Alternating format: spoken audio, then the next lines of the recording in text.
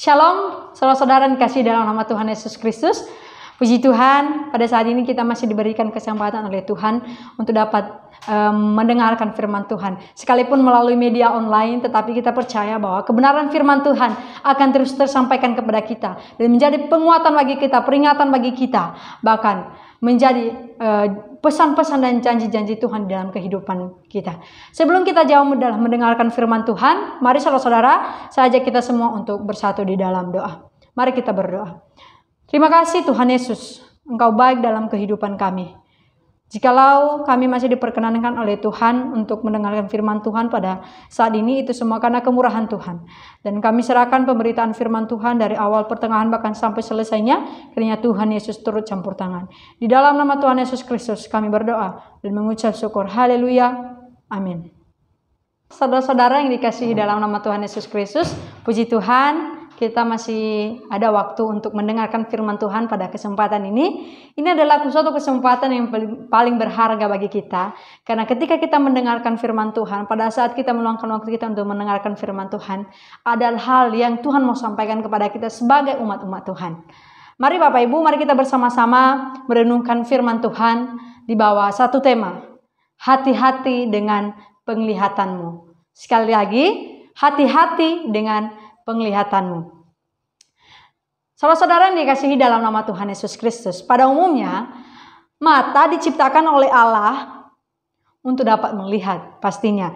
Dengan mata setiap orang dapat melihat dunia yang luas, bisa melihat setiap kejadian-kejadian yang di sekelilingnya. Bahkan dengan mata dapat menimbulkan segala keinginan-keinginan manusia. Melalui mata juga kita dapat menghasilkan tindakan-tindakan yang baik maupun tindakan-tindakan yang jahat. Dengan demikian, saya tertarik memberikan satu tema kepada kita pada saat ini tentang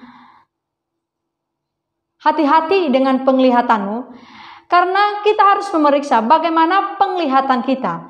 Karena melalui penglihatan kita, telah saya katakan tadi bahwa melalui penglihatan kita dapat menghasilkan tindakan-tindakan yang baik dan juga tindakan yang buruk. Dan juga kita dapat menghasilkan keinginan-keinginan yang baik dan keinginan-keinginan yang jahat pula. Dengan demikian, saudara-saudara yang kasih dalam nama Tuhan Yesus Kristus, bagaimana dengan penglihatan saya dan juga penglihatan Bapak Ibu? Bagaimana penglihatan saya? Apakah penglihatan kita sudah penglihatan yang baik ataupun penglihatan yang buruk? Mari kita belajar bersama-sama melalui tokoh-tokoh Alkitab yang ada di dalam Alkitab dalam Perjanjian Lama. Bagaimana mereka jatuh di dalam dosa. Mereka jatuh di dalam dosa karena penglihatan mereka yang salah, sehingga mereka menjadi orang-orang pemberontak kepada Allah. Bahkan mereka melakukan dosa-dosa yang tidak berkenan di hadapan Tuhan. Yang pertama, mari kita belajar mengenai kisah Hawa yang memberontak kepada Allah. Dan dia adalah seorang yang diperdaya oleh iblis. Dapat kita lihat di dalam Kejadian pasal 3 ayat 1 sampai ayatnya yang kelima.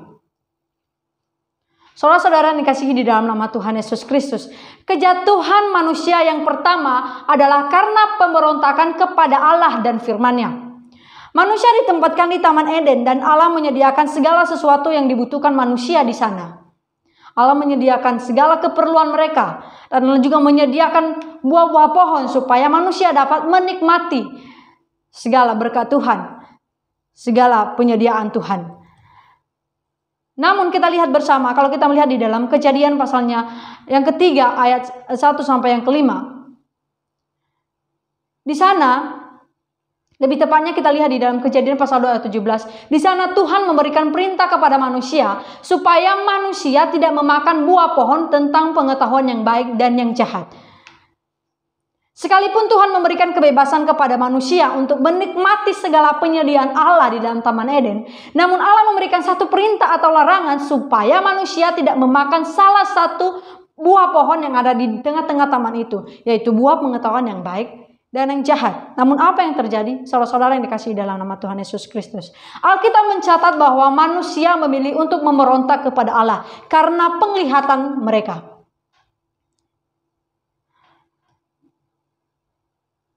Di dalam Alkitab mencatat bahwa Hawa pergi ke tengah-tengah taman itu dan memandang buah pohon tersebut. Hawa melihat bahwa buah pohon tersebut baik untuk dimakan dan sedap untuk dinikmati, sedap kelihatannya. Hawa melihat bahwa buah pohon tersebut baik untuk dimakan dan sedap kelihatannya. Ini adalah timbul dari penglihatan seorang Hawa akan pohon larangan yang diberikan oleh Allah kepada manusia yang pertama. Kalau kita melihat dalam teks selanjutnya, penglihatan Hawa yang dari matanya berlanjut kepada tindakan pemberontakan kepada Allah, yaitu memakan buah pohon terlarang tersebut dan kemudian memberikannya kepada suaminya. Apa maksudnya di sini saudara-saudara yang dikasihi dalam nama Tuhan Yesus Kristus? Tindakan dosa yang dilakukan oleh Hawa berawal dari penglihatannya akan buah pohon yang menurut dia itu baik untuk dimakan dan sedap kelihatannya. Apa yang dapat kita pelajari di sini? Bahwa penglihatan Hawa yang salah, pemandangannya yang salah akan sesuatu hal mengakibatkan dosa yang fatal di hadapan Tuhan. Bahkan menjadi orang yang memberontak kepada Tuhan. Mula-mula ia hanya memandang, kemudian timbullah sebuah keinginan untuk memakannya. Ini yang terjadi kepada Hawa. Hawa menjadi pemberontak kepada Allah dan ia diperdaya oleh rayuan iblis, ia diperdaya oleh godaan iblis. Tanpa kita sadari juga pada saat kita melihat sesuatu mungkin terasa baik untuk kita. Dan terkadang hal itu kita halalkan berbagai cara untuk dapat kita meraihnya dan mewujudkannya. Ini yang sedang terjadi dalam kehidupan kita, saudara-saudara. Kita belajar dari kisah Hawa ini. Bahwa mungkin pertama dia hanya melihat, oh sangat sedap kelihatannya, baik buahnya. Tapi ketika keinginan penglihatan kita, keinginan mata kita tidak dapat kendalikan, maka akan timbul sesuatu hal yang jahat atau dapat menghasilkan tindakan-tindakan yang nyata dalam kehidupan kita. Seorang Hawa jatuh dalam dosa karena penglihatannya. Karena dia tidak mampu mengendalikan keinginan-keinginan dari matanya dan ia menjadi pelaku dosa dan menjadi pemberontak kepada Tuhan. Sebagai konsekuensi dari dosa yang telah dilakukan oleh Hawa adalah memiliki hubungan yang putus kepada Allahnya, kepada Allah kita. Dan mereka juga diusir dari Taman Eden. Itu contoh yang pertama saudara-saudara. Kemudian yang kedua, kenapa kita harus menjaga penglihatan kita? Kenapa? Kenapa kita harus menjaga mata kita? Kenapa dengan keinginan-keinginan mata kita? Karena keinginan mata kita dapat menimbulkan dosa. Contoh yang kedua adalah Daud. Daud dikenal sebagai orang yang diurapi oleh Tuhan. Dia adalah pemimpin kerajaan. Dia adalah pemimpin yang besar. Dia menjadi raja. Namun tidak dapat dipungkiri bahwa karena keinginan mata, karena penglihatannya, Daud menjadi orang yang berdosa di hadapan Tuhan. Kalau kita melihat di dalam 2 Samuel pasalnya yang ke-11, pada pasal yang ke-11 kita lihat di sana bagaimana Alkitab mencatat peristiwa Daud dengan Berseba. Dia mengambil Berseba menjadi istrinya. Dalam kisah Daud ini menjadi suatu kegelapan bagi Daud karena ia jatuh ke dalam dosa perzinahan kepada Berseba, bahkan berakhir kepada pembunuhan suami Berseba yaitu Uria. Kalau kita melihat di dalam sejarah Alkitab, kalau kita melihat di dalam pasal 11, dosa Daud dimulai dari penglihatannya, yaitu ketika ia berjalan-jalan di atap rumahnya, ia melihat istri Uria, seorang yang elok parasnya. Jadi dosa ini dimulai dari penglihatan Daud kepada Batseba. Untuk mencapai keinginannya, karena penglihatannya tersebut, Daud mulai menyusun suatu rencana untuk bisa mewujudkannya. Daud memulai dengan mencari tahu tentang wanita itu dan kemudian ia mengambil wanita itu menjadi istrinya dengan paksa. Daud terlibat di dalam pembunuhan dan tipu muslihat karena ia membunuh suami Batseba demi mewujudkan suatu keinginannya. Dan ia juga menyusun rencana-rencana jahat untuk mewujudkan keinginannya tersebut. Hal ini memberikan pengertian kepada kita semua bahwa ketika penglihatan kita tidak dapat kontrol dan itu akan menghasilkan tindakan-tindakan yang nyata, maka ketika penglihatan yang salah pasti akan menimbulkan tindakan yang salah juga. Ketika pandangan kita atau penglihatan kita, mata kita yang memandang segala sesuatu dengan salah, maka pasti akan mengakibatkan hal-hal yang jahat atau hal-hal yang buruk. Daud menjadi seorang pezina. Dia menjadi seorang pembunuh. Dan dia juga menjadi seorang pelaku kejahatan. Merencanakan bagaimana Uria itu dapat meninggal sehingga ia dapat mengambil Batseba sebagai istrinya. Ini adalah suatu dosa yang sangat komplit. Selain ia berdosa di matanya, ia juga berdosa di dalam tindakannya itu berzina. Dan dia juga menjadi seorang pembunuh. Sama halnya dengan kisah Hawa yang telah saya paparkan tadi. Dia memang hanya melihat, tetapi melalui penglihatannya yang salah dapat menimbulkan segala keinginan buruk dan akan berakibat kepada tindakan yang jahat pula. Keinginan mata, penglihatan yang tidak baik akan mengakibat keinginan-keinginan yang dapat berbuahkan dosa. Keinginan yang jahat dari Daud dan Hawa bersumber dari penglihatan. Hawa menjadi pemberontak kepada Allah karena ia melihat buah pohon yang baik itu dan sedap kelihatannya. Kemudian Daud melihat Batseba istri Uria dengan penglihatannya dan kemudian berujung kepada perzinahan dan juga pembunuhan. Tidak ada alasan dalam suatu keinginan karena kita melihat sesuatu. Tetapi yang sering salah yang sedang kita temukan adalah bahwa penglihatan kita yang salah akan berakibat kepada suatu dosa, kepada tindakan-tindakan yang jahat. Dalam kehidupan saat ini, saudara-saudara yang kasih dalam nama Tuhan Yesus Kristus, dalam perkembangan dunia yang sangat pesat, banyak hal yang disediakan dan ditawarkan kepada kita. Melalui penglihatan kita seringkali kita melakukan tindakan yang gegabah, melakukan sesuatu tindakan yang kita halalkan sehingga segala sesuatu yang menjadi keinginan kita dapat tercapai dan terwujudkan. Ada hal yang positif dan ada hal yang negatif yang dunia tawarkan kepada kita, yang kita lihat dengan mata kepala kita sendiri.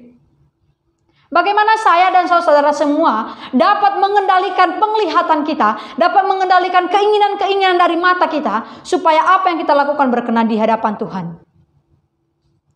Terlebih dalam perkembangan sosial media saat ini, dalam media online, sangat pesat kita lihat. Menyediakan banyak hal yang dapat ditonton oleh semua orang dan dapat dilihat oleh semua orang. Dapat menampilkan hal-hal yang negatif dan ada juga menampilkan hal yang positif.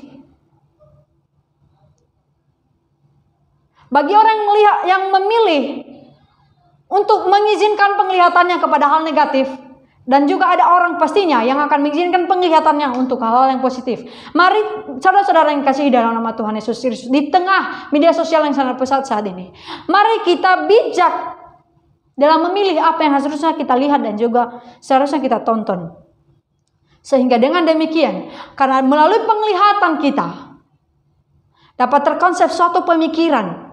Jikalau penglihatan kita yang salah, terkonsep suatu pemikiran yang salah, maka akan mengakibatkan tindakan yang salah juga. Tapi jikalau yang kita lihat, penglihatan kita yang benar, terkonsep juga hal yang benar di dalam pikiran kita, dan akan kita buahkan melalui tindakan kita. Mari kita belajar dari kisah Alkitab. Dari kisah tokoh-tokoh Alkitab, yaitu Hawa dan juga Daud. Yang hanya karena penglihatan mereka terjerumus di dalam dosa dan menjadi pemberontak kepada Tuhan.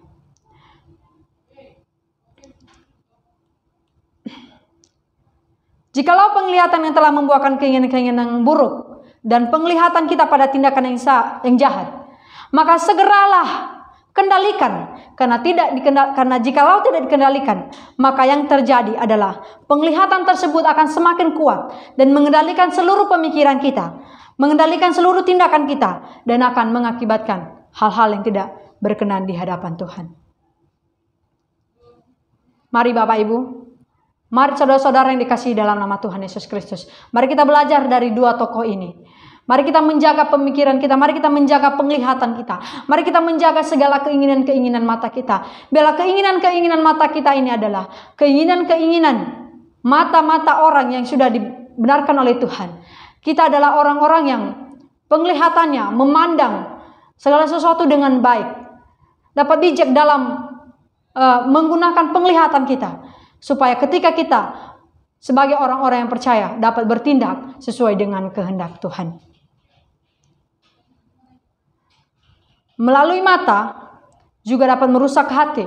Karena dengan demikian, mari kita menjaga pemikiran kita supaya hati kita juga menjadi hati yang berkenan di hadapan Tuhan. Sekali lagi saya sampaikan, hati-hatilah dengan penglihatanmu. Demikian firman Tuhan bagi kita pada saat ini. Mari kita bersatu di dalam doa. Terima kasih Tuhan, terima kasih Bapa di surga. Kami bersyukur buat firman-Mu yang menegur kami, sekalipun mengingatkan kami bahwa dalam organ tubuh yang Tuhan telah berikan bagi kami, salah satunya adalah mata kami. Ajarlah kami untuk menggunakan mata kami untuk sesuai dengan fungsi yang Tuhan telah tetapkan bagi kami, yang Tuhan telah berikan bagi kami. Biarlah kami memiliki penglihatan-penglihatan yang benar, dan kami dapat belajar dari kisah-kisah tokoh Alkitab seperti Hawa dan Adam, dan kami tidak sama dengan seperti mereka. Kami tidak akan mengulangi hal yang sama di dalam kehidupan kami. Terima kasih Tuhan. Tuhan berkati kami, Tuhan tolong sehingga kami menjadi pelaku-pelaku firman-Mu. Inilah doa dan harapan kami, di dalam nama Tuhan Yesus Kristus kami berdoa dan mengucap syukur. Haleluya. Amin.